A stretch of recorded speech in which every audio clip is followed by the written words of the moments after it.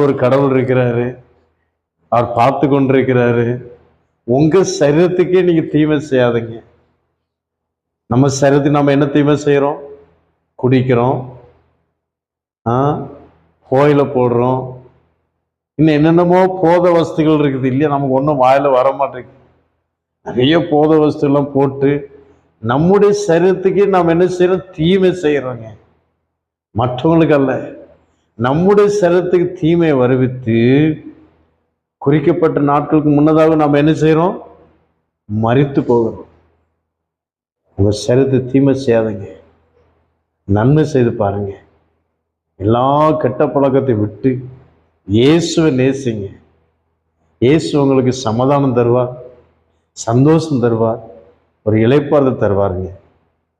இயேசு எவ்வளவு நல்லவர் தெரியுமாங்க? அவரை நீ நேசித்து பாருங்க. எசப்பா